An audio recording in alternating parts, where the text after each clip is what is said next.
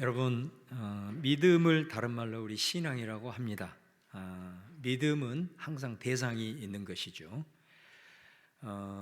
그 믿는 대상이 사람일 수도 있습니다. 내가 저 사람을 믿는다, 또 저 사람을 믿지 않는다. 믿는 것도 완전히 믿는다, 대충 믿는다, 대상마다 다른 것입니다. 우리가 믿는 대상을 하나님이라고 한다면 그것을 신앙이라고 하죠. 신앙도 다르다라는 거죠. 내가 하나님을 온전히 신뢰하는 그런 사람이 있고, 또 하나님을 믿지만은 온전히 신뢰하지 못하는 그런 경우도 있습니다. 우리가 하나님을 믿는다고 할 때 하나님을 믿는 그 믿음의 기준이 뭘까? 물론 여러 가지가 있습니다. 우리가 하나님을 최고로 신뢰하는 것, 그것이 가장 훌륭한 믿음일 겁니다. 다른 어떤 것보다도 내가 하나님을 제일 신뢰한다, 이게 가장 좋은 믿음이겠죠.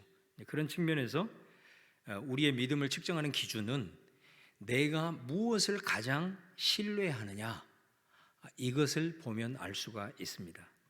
여러분은 가장 신뢰하는 것이 무엇입니까? 여러분이 가장 믿을 만한 것, 가장 중요하게 여기는 것. 사실 우리의 현실로 이렇게 들어가 보면 우리가 제일 중요하게 생각하고 내가 가장 믿고 있는 것은 사실은 재정입니다. 돈이다라는 말입니다. 그리고 살아가는 데 있어서 이것만큼 우리가 제일 중요하게 생각하는 것도 없습니다. 특히 자본주의 사회에서는 더욱 그렇습니다. 우리의 삶을 보면 돈 때문에 부부싸움하고, 그렇죠? 돈 때문에 어떤 경우는 자식도 버리고, 어떤 경우는 돈 때문에 헤어지기도 하고, 돈 때문에 심지어 부모에게 배은망덕한 일도 하지요. 그러니까 이런 부정적인 부분들은 좀 나눴지만, 실제로 우리가 다른 얘기는 말로서는 할 수 있지만 실제 우리의 삶에 있어서 돈을 가장 그만큼 중요하게 생각한다라고 하는 현상들이고 증거다라고 할 수가 있습니다.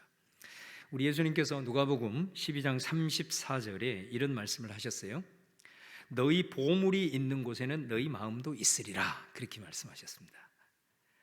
내가 돈을 어디에 쓰는가, 그 말은 내가 지금 어디에 내 마음이 있는가를 알 수 있다는 거죠. 내가 자녀에게 돈을 쓰면 그 사람의 마음은 자녀에게 가 있는 것입니다. 틀림없는 사실입니다. 아무리 돈을 많이 써도 마음이 간 곳에는 아깝지가 않는 거죠. 내가 쇼핑하는데 돈을 쓰고 있다면 그 사람의 마음은 쇼핑하는 데 가 있는 것입니다. 그러니까 돈이라고 하는 것은 내가 무엇에 관심이 있고 또 무엇에 내가 내 마음을 쏟고 있는가를 잘 보여주는 기준이 된다라는 것입니다. 그래서 사람은 자기 마음이 가는 곳에 돈을 쓰고, 그 마음이 가면 갈수록 전혀 돈을 쓰면서도 아까워하지 않는 법이다라는 겁니다. 오늘 우리가 봉독한 16장 13절에 보면은 이런 말씀이 있어요.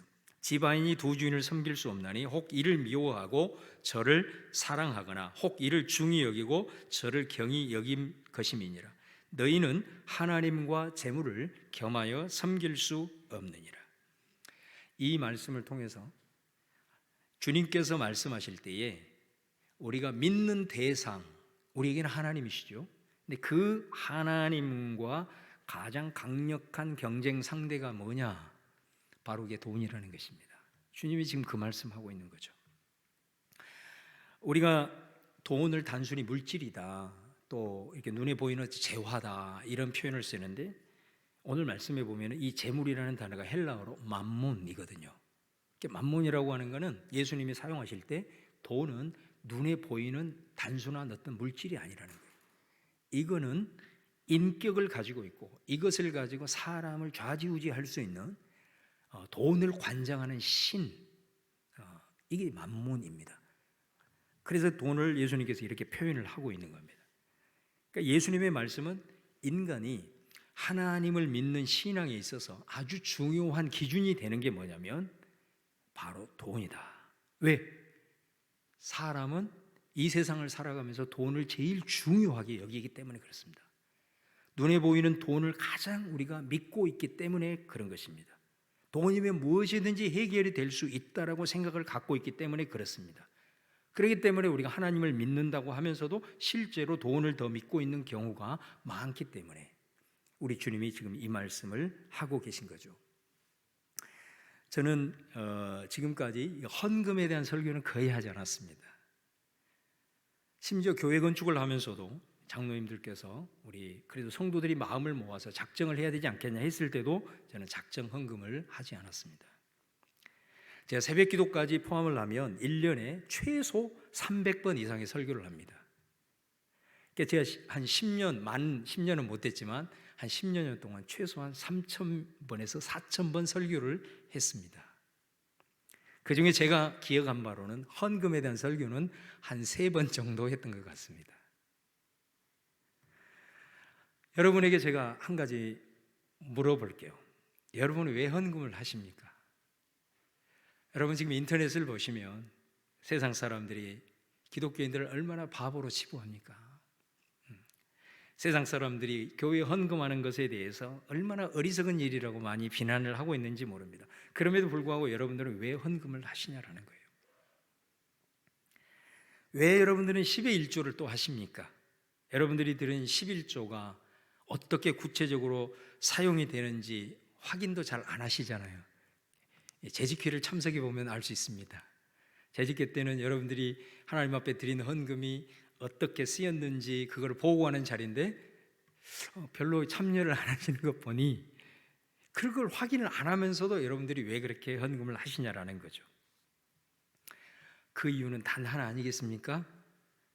바로 그것은 내가 헌금을 드리는 이유는 내 인생의 주인은 돈이 아니다 라는 고백이 있기 때문에 하는 것입니다. 그래서 내게 있어서 가장 중요한 것, 내가 가장 믿고 있고 신뢰하는 그 돈을 누구에게 드립니까? 하나님께 드립니다. 그 말은 아무리 내가 돈이 중요해도 돈이 내 인생을 좌지우지할 수 있는 인생의 주인이 아니고, 내가 돈에 휘둘리는 인생이 아니고, 돈 때문에 행복하고 불행하는 그런 돈 때문에 휘둘리는 인생이 아니라 내 인생의 주인은 하나님이십니다.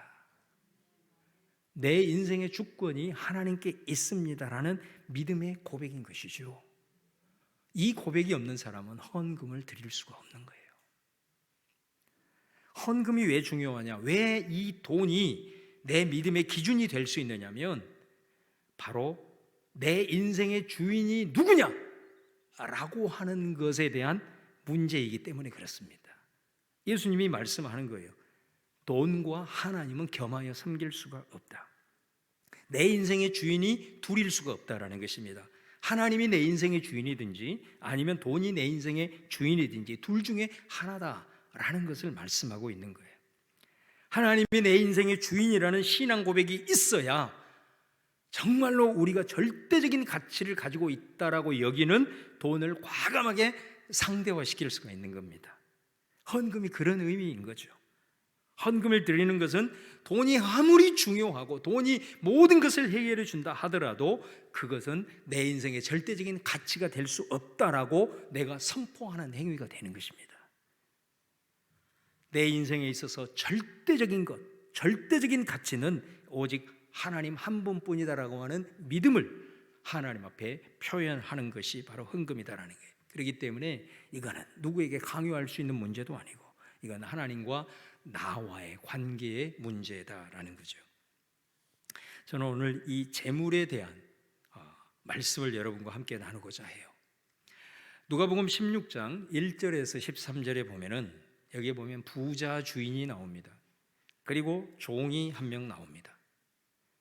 자, 이 말씀을 여러분들이 읽을 때는 여기에서 나오는 부자 주인을 하나님, 주인이신 하나님으로 그렇게 해석을 하시고, 여기에 나오는 종은 그 하나님을 섬기는 그리스도인, 이렇게 이해를 하시고 오늘 말씀을 보면 아주 이 말씀이 쉽게 이해를 할 수가 있습니다. 특별히 오늘 이 하나님을 섬기는 그리스도인을 가리켜서 뭐라고 표현하냐면 청지기라고 표현을 합니다. 청지기는 헬라어로 오이코노모스인데 이 오이코스가 집이라는 뜻이에요. 그러니까 이 청지기는 집을 관리하는 사람을 뜻합니다. 종은 종인데 이 청지기는 일을 시키면 하는 그런 단순한 노예나 그런 종하고는 차원이 다릅니다. 집안의 모든 일을 이 종에게 위탁을 한 겁니다. 그래서 자기 소유는 아니지만 마치 자기가 주인인 것처럼 그렇게 주인의 재물과 주인의 소유를 관리하고 행세를 하는 것입니다. 그러나 반드시 때가 되면 이 청지기는 반드시 주인과 결산을 해야 되기 때문에 책임을 또한 갖고 있다라는 것이죠. 그런데 이 청지기가 주인의 소유를 낭비한다는 말이 주인에게 들린 겁니다. 오늘 1절에 보면은 또한 제자들에게 이르시되 어떤 부자에게 청지기가 있는데 그가 주인의 소유를 낭비한다는 말이 주인에게 들린지라. 종이 주인의 소유를 낭비하는 것은 이건 아주 옳지 못한 행위죠. 그건 아주 악한 일입니다. 그래서 주인은 그 청지기를 해고하기로 합니다. 그래서 해고를 통보하는 거예요. 2절 말씀에 보면 주인이 그를 불러 이르되 내가 내게 대하여 들은 이 말이 어찌 됨이냐 내가 보던 일을 셈하라 청지기 직무를 계속하지 못하리라. 그러면서 주인은 청지기에게 네가 하던 일 이제 다 정리하고 인수이게 인계를 할 준비를 해라 이렇게 이제 얘기를 한 거죠. 자, 그럴 때 이 청지기가 어떻게 반응을 하냐면 3절에 보니까 청지기가 속으로 이르되 주인이 내 직분을 빼앗으니 내가 무엇을 할까? 땅을 파자니 힘이 없고 빌어먹자니 부끄럽구나. 자기 발등에 이제 불이 떨어졌다는 것을 직시를 하게 되고, 그러면서 이제 앞으로 나는 어떻게 살아가야 되지? 하면서 이제 걱정을 하기 시작하는 거예요. 그러면서 이 사람이 내가 그럼 해고당한 후에 어떻게 할까? 자, 그 일을 이 사람이 이제 알고 대비를 하기 시작합니다. 4절 말씀에 보면 내가 할 일을 알았도다. 이렇게 하면 직분을 빼앗긴 후에 사람들이 나를 자기 집으로 영접하리라. 그리고 이 청지기가 행하는 행동이 5절에서 7절에 나오게 되는데요. 자, 그 내용은 이런 겁니다. 청지기가 주인의 재산을 이제 관리를 하고 있기 때문에 이 관리하는 것을 이제 셈을 다 해서 이제 결산을 하고 그 다음에 인수인계 모든 자료를 이제 해야 되는 그 시기인 거예요. 그래서 그 업무를 이제 정리하는 가운데 이 사람이 주인에게 빚을 진 채무자들을 불러냅니다. 불러내서 그 빚을 탕감을 해주고 있는 거예요. 어떤 경우에는 그 빚의 50%를 탕감을 해주는 거고 또 어떤 경우는 80%를 탕감해 줍니다. 이 사람이 이제 일종의 매니저이기 때문에. 그런데 이 소식을 주인이 또 다 들은 거예요. 여러분이 주인 같으면 어떻게 하시겠습니까? 당장 묶어가지고 두들겨 패가지고 어떻게 해요? 아마 감옥에 넣을 겁니다. 지금까지 내 돈 이렇게 횡령하더니 이제는 자기 멋대로 내 돈을 마음대로 했기 때문에 주인으로 봐서는 견딜 수가 없는 거죠. 그런데 오늘 말씀해 보면은 이 주인의 반응이 아주 의외입니다. 8절 말씀해 보면 주인이 옳지 않은 청지기가 일을 지혜 있게 하였으므로 칭찬을 하였으니 이렇게 말씀을 하고 있다. 분명히 옳지 않는 이 청지기를 주인은 지혜롭다고 칭찬해요. 그러니까 우리가 상식적으로 이렇게 보면 도저히 이해가 안 되는 구절이에요. 그래서 사실은 이 16장에 나오는 옳지 않는 청지기 비유가 예수님의 비유 중에서 해석하기가 가장 난해한 것 중에 하나입니다. 왜 주인은 이 불의한 일을 하는 종을 지혜롭다고 칭찬을 했을까? 여러분, 이 비유를 우리가 주인과 종의 관계로 혹은 직장에서 사장과 직원의 관계로 이해를 하면요, 이 비유는 절대로 이해가 안 됩니다. 이 비유는 주인이신 하나님과 청지기인 그리스도인과의 관계로 이해를 하면 이 메시지가 쉽게 풀리는 것입니다. 그리고 그 속에 귀한 메시지가 담겨 있다는 것을 알게 돼요. 여러분, 우리가 하나님을 주님이라고 고백하잖아요. 그 주님이라는 말이 무슨 말입니까? 하나님은 나의 주인이십니다, 그런 뜻이죠. 내가 주님이라고 하나님을 부르는 순간 나는 뭐라는 거예요? 종이라는 것입니다. 그러니까 내가 하나님을, 예수님을 주님이라고 불렀을 때는 내가 가지고 있는 사실 모든 것이 내 것이 아니다라는 고백이 전제가 되어 있는 겁니다.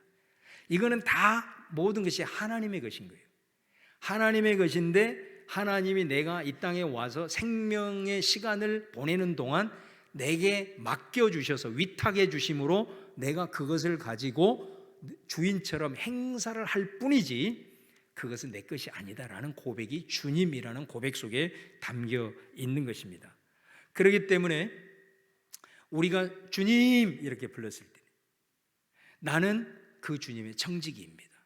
그러면 내가 가지고 있는 목숨도, 내 자녀도, 내게 주어진 시간도, 내게 주어진 달란트, 재능도, 그 다음에 나의 모든 물질도, 그것은 다 하나님의 소유입니다. 하나님이 내가 이 세상에서 살아가고 있는 이 시간 속에서 내게 맡겨주신 거죠. 그것이 마치 내가 주인인 것처럼 내가 그것을 행사하기 때문에 우리가 잘 인식을 못하는 거지, 바로 내가 주님이라고 고백하는 것은 그런 의미입니다. 그렇기 때문에 성경에서는 뭐라고 얘기하냐, 반드시 우리가 주님 앞에 나중에 죽어서 아니면 예수님 재림했을 때 주 앞에 섰을 때는 결산을 한다, 결산을 한다라고 말합니다. 이게 정확한 청지기의 의미다라고 하는 거죠. 근데 이 본문의 청지기는 주인의 것을 마치 자기의 것으로 착각을 한 거죠. 그래서 주인의 소유를 낭비했다라고 하는 것은 자기 마음대로 사용한 겁니다. 여러분, 내가 주인처럼 그것을 행사를 하더라도 내가 청지기라는 의식을 분명히 하고 있으면 그것을 쓰더라도 사용을 하더라도 항상 주님의 뜻을 헤아리게 돼 있습니다. 내가 주인처럼 이것을 관리하고 사용을 하는 권한은 내가 있지만 그래도 주님의 뜻에 맞게끔 사용해야 그게 합당하게 청지기의 사명을 감당하는 거죠. 그런데 이 청지기는 어느 순간 그걸 잃어버린 겁니다. 그래서 주인의 뜻과는 상관없이 자기가 마치 그 모든 것을 행하게 되었다라는 거죠. 자, 그랬을 때 주인에게 바로 그는 해고 통보를 받게 되었다. 이 말은 청지기인 우리에게는 상당한 위기가 닥쳤다. 다시 말하면 내 인생이 여기서 끝날 수도 있다. 내게 주어진 시간이 다 했구나. 청지기의 역할을 하고 싶어도 더 이상 할 수 없는 그런 상황에 이제 놓이게 되었다라는 말씀인 거죠. 그때 이 청지기가 그 상황에서 하는 행동을 보면서 주인이 그 행동에 대해서 지혜롭다고 칭찬을 하게 된 거죠. 자, 그 의미를 두 가지를 살펴보면 첫 번째는 뭐냐면 이 종은 주인에게 해고 통보를 받았을 때 자신에게 때가 얼마 남지 않았다는 것을 직시했다는 겁니다. 내게 주어진 기회가 얼마 없구나, 내게 주어진 시간이 얼마 남지 않았구나, 이것을 이 사람이 빨리 알아차렸다는 겁니다. 그랬기 때문에 이 사람은 바로 돌이킬 수가 있었다는 거예요. 여러분, 자신이 잘못된 길을 가면서도 마치 자기가 인생의 주인인 것처럼 살아가면서도 하나님께서 이렇게 경고하시고 저렇게 말씀하셔도 끝까지 완고하게 주인의 뜻과 상관없이 자기의 뜻대로 살아가는 사람들이 얼마나 많습니까? 근데 이 사람은 비록 실수를 하고 넘어졌고 또 여러 가지로 주인의 뜻과는 상관없이 지금까지 살아왔지만 하나님의 사인이 왔을 때, 하나님의 경고가 왔을 때, 내게 시간이 별로 남지 않았구나, 이걸 빨리 인식을 하고 그 다음에 돌이킬 수 있었다라는 거죠. 그렇다면 이 사람은 어떤 부분으로 돌이켰을까? 자, 이게 두 번째입니다. 자기 것처럼 옳건 행위를 했던 이 상황으로부터 돌이켰는데 어떻게 돌이켰다는 거냐? 바로 채무자들을 불러서 빚을 탕감해 줬다는 거죠. 다시 말하면 이게 상식적으로 보면은 이것도 주인 것 가지고 지 멋대로 하는 것일 수 있지만 아닙니다. 이 종이 하나님을 섬기는 그리스도인이라고 생각해 보세요. 저와 여러분이라고 생각해 보세요. 지금 우리가 주인의 것임에도 불구하고 내가 주인처럼 행사하고 있는 모든 것입니다. 이게 그것들을 가지고 그 전에는 그 주인의 뜻과는 상관없이 사용을 했는데 이 해고 통보를 받고 이 사람이 확실히 돌이키면서 어떤 일을 했느냐? 주인의 뜻에 맞게 사용했다는 거예요. 그래서 여기에서 이 사람이 채무자의 빚을 탕감해 줬다라는 것은 다른 말로 말하면 한 단어로 얘기하면 구제를 말하는 것입니다. 우리 주변에 있는 우리 도움이 필요한 자들, 또 우리 주변에 있는 가난한 자들, 우리 주변의 연약한 자들을 위해서 하나님께서 내게 맡겨주신 것을 가지고 전에는 내 뜻대로만 사용을 했는데 이제는 시간이 얼마 남지 않았다는 것을 알고 돌이키면서 이것을 가지고, 그것이 여러분 재물일 수도 있고 내 재능일 수도 있고 내 시간일 수도 있고, 이것을 가지고 이제는 주인의 뜻에 맞게 연약한 자들을 위해서, 가난한 자들을 위해서 그것을 사용했다라는 거예요. 주인이 이 청지기를 칭찬했던 게 바로 이 부분인 것이죠. 이 비유를 말씀하시고 예수님이 9절에 이렇게 말씀하십니다. 내가 너에게 말라 하노니 불의의 제물로 친구를 사게라. 그리하면 그 제물이 없어질 때에 그들이 너희를 영주할 처소로 영접하리라. 자, 이 비유의 말씀에 대한 결론으로 주님이 이 말씀을 하신 겁니다. 여기 보면 불의의 제물로 친구를 사기라. 여기서 여러분 불의의 제물이라고 하는 것을 내가 불의하게 번 돈이라고 생각하면 안 됩니다. 제가 시간이 없어서 자세하게 설명할 수 없지만 이 누가복음 16장의 문맥을 보면 이 불의한 제물이라고 하는 것은 재물의 속성을 말하는 겁니다. 다시 말하면 원래 돈이라고 하는 것은 그 돈 자체가 선하다 악하다라는 것을 우리가 규정할 수 없습니다. 원래 돈이라고 하는 그 자체는 가치가 중립적이기 때문에 그렇습니다. 그런데 그것을 사용하는 인간은 원래 본성이 악하잖아요. 죄인이잖아요. 그러니까 그 돈을 사용하는 인간의 이 본성의 악함으로 인해서 그 돈이 가지고 있는 속성이 악할 수 있다는 것을 말씀하고 있는 겁니다. 그래서 여러분 사실 이 재정이라고 하는 것, 돈이라고 하는 것을 가지고 참 귀하고 복된 것에 사용할 수 있지만 우리 주변에 보면 이 돈이 얼마나 악한 일을 유발하고 그리고 악한 일에 많이 사용되는지 모릅니다. 이 돈으로 인해서 정말로 우리가 상상할 수 없는 그런 추악하고 더러운 그런 모습들이 많이 발생하는 것을 봅니다. 그래서 예수님은 이 불의의 재물을 13절에 또 만몬이라고 아까 말씀드린 대로 이게 단순히 눈에 보이는 게 이게 인간이 좌지우지하는 것 같아도 아니다라는 거예요. 어느 순간이 되면 이 돈이 우리를 좌지우지하게 된다라는 겁니다. 그래서 나도 모르는 사이에 돈이 쥐어질수록 자꾸자꾸 우리 가운데 이 악한 본성으로 인하여 불의의 재물이 될 수밖에 없다라는 것을 말씀을 하고 있다라는 겁니다.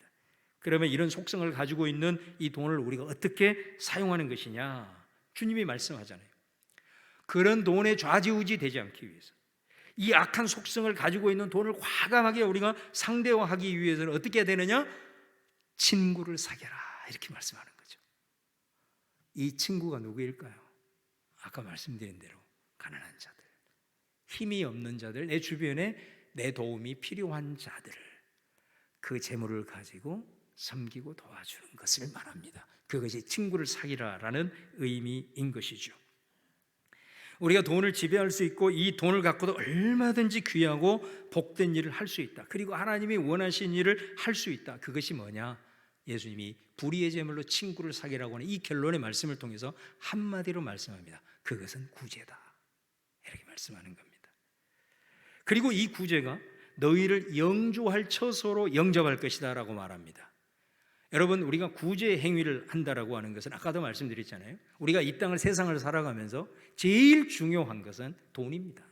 그거는 누가 어떤 말을 해도 부정할 수 없는 사실입니다. 그런데 이 가장 중요하게 생각하고 가장 필요하게 생각하는 이것을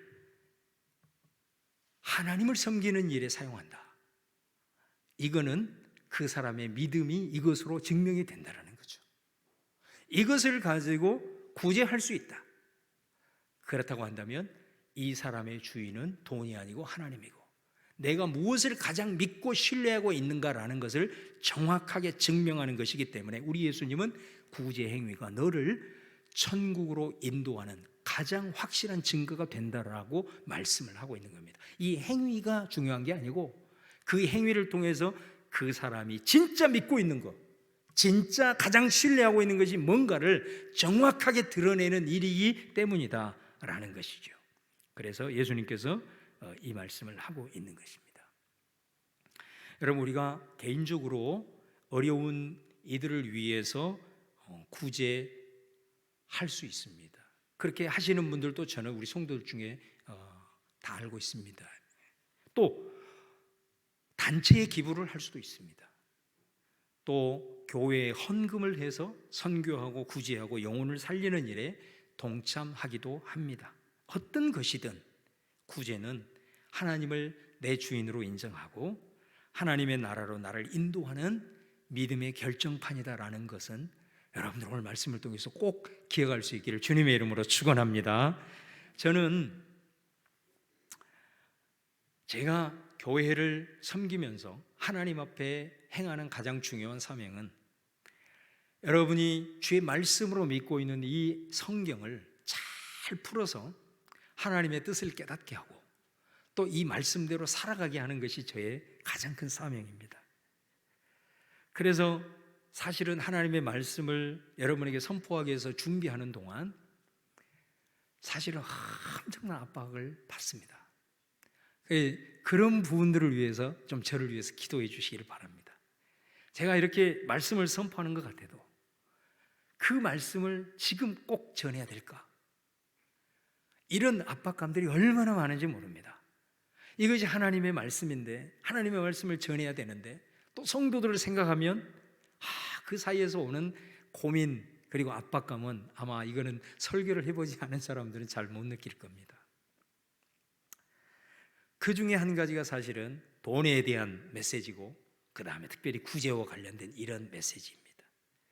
여러분, 교회의 존재 이유가 성도들이 이 땅을 살아가면서 청직의 사명을 감당하기 위해서 우리에게 맡겨주신 시간과 재능과 물질 이런 것들을 하나님의 뜻에 합당하게 사용하게 하는 것, 그리고 나중에 우리가 다 주님 앞에 갔을 때 결산을 하게 되는데 만약에 어느 누군가가 나는 신앙생활을 하면서 목사에게 구제의 삶에 대해서 구제의 가치에 대해서 별로 설교를 들어본 적이 없습니다 라고 얘기한다면 그 모든 책임은 저에게 있는 거죠. 우리 대부분의 성도들이 개인적으로 구제하는 분도 있고 아마 대부분은 교회 헌금을 통해서 구제 사역에 동참을 합니다. 저는 계속해서 고민을 하면서 우리가 교회를 통해서도 구제하는 일 아니면 우리들의 일상의 삶에서도 구제를 생활할 수 있는 것이 뭘까? 라는 것을 사실은 목회를 하는 내내 늘 고민을 사실 해왔던 게 사실입니다. 먼저 우리 교회 차원에서 우리가 구제 행위라고 했을 때 몇 가지를 우리가 살펴보면 가장 대표적인 것은 아마 농촌 선교 봉사 활동일 겁니다. 어려운 교회들, 그 교회를 중심으로 해서 주변의 지역들을 우리가 물질로 또 시간을 들여서 또 우리의 몸을 들여서 우리가 섬기는 일을 하죠. 또 지금은 그렇게 많지는 않지만 제가 알기로는 한 4-5 구역에서 우리 대전 가족위탁센터에서 배정해 준 조성 과정을 위해서 매달 아마 후원을 하고 있는 것으로 알고 있습니다. 또 우리 작년 말에 또 주차장을 지역사회에 오픈을 했습니다. 제가 이렇게 돌아다니까 이제 이 주변 분들이 저 얼굴을 많이 알아요. 만날 때마다 고맙다고 하는 인사들이 많아졌어요. 이게 사실 그런 의도는 아니었는데 그분들한테는 이게 작은 것 같지만 굉장히 크게 다가오는 모양이에요. 그리고 또 한 가지는 우리가 작년 정책당회를 통해서 우리 장로님들과 함께 결정한 게 한 가지가 있습니다. 그게 뭐냐면 우리 교회에는 절기를 지키는 기념주일이 있죠. 뭐 부활절이라든가 성탄절이라든가 추수감사주일이라든가. 근데 교회의 비전과 관련된 기념주일이 있습니다. 그게 뭐냐면 다음 세대 교육을 위해서 교육주일을 제정을 했죠.